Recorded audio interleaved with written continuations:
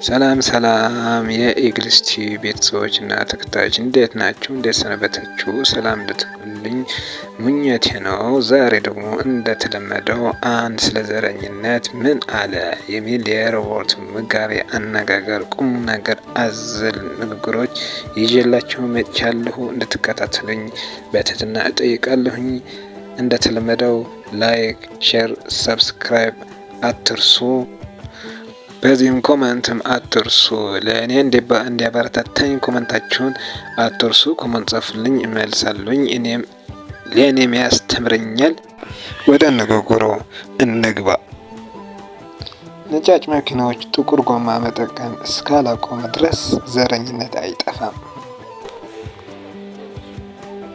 ጥቁር ቀለምን ለመጥፎ ነገር ወይ መገድ፣ ነጭን ደግሞ ለሰላም ምልክት መጠቀም እስካላቆመ ድረስ ዘረኝነት አይጠፋም።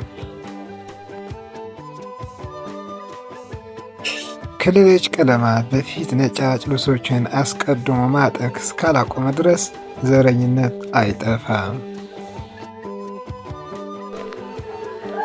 ጥቁር ቀለምን ለሐዘን፣ ነጭ ግን ለሰርግ መጠቀም እስካላቆመ ድረስ ዘረኝነት አይጠፋም። ዕዳቸውን ያልከፈሉ ሰዎች ከነጭ መዝገብ ይልቅ ከጥቁር መዝገብ መመዝገብ እስካላቆረጠ ድረስ ዘረኝነት አይጠፋም። ከንግግሩ በጣም ያስደነቁትና በጣም የገረመኝ ነገር በዚህ በመጨረሻው ያስቀመጠው ንግግር ነው። ለራሱ እንዴት ከዘረኝነት ነፃ እንዳወጣ እስቲ አብረን እንመለከት። በፑል ስኒከር ጨዋታ ላይ ጥቁር ድንጋይ ጉድጓድ ውስጥ ገብቶ ነጭ ድንጋይ በሜዳ ውስጥ ብቻውን በድል መንከባለል እስካላቆመ ድረስ እስካልቀለለ ድረስ ዘረኝነት ይጠፋል። በመጨረሻ እንዲህ ብለዋል። በጣም ያሰቀኝ እዚህ ላይ ነው። በበኩሌ ችግር የለብኝም፣ ጌጤን የምጠርገው በነጭ ወረቀት ወይ ደግሞ ሶፍት ከሆነ ብዙ ቅር አይለኝም ብለዋል።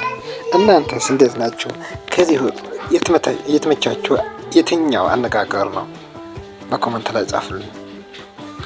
ስለ ዘረኝነት እኛስ በየአካባቢያችን እንዴት ነው የምንቃወመው? ከዚህ ብዙ ትምህርት እንደምንወስድ ተስፋ አደርጋለሁ።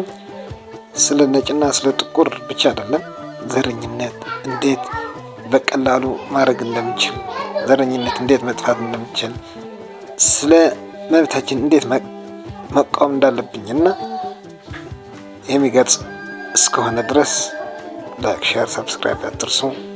ቴንክ ዩ ፎር ዋቺንግ።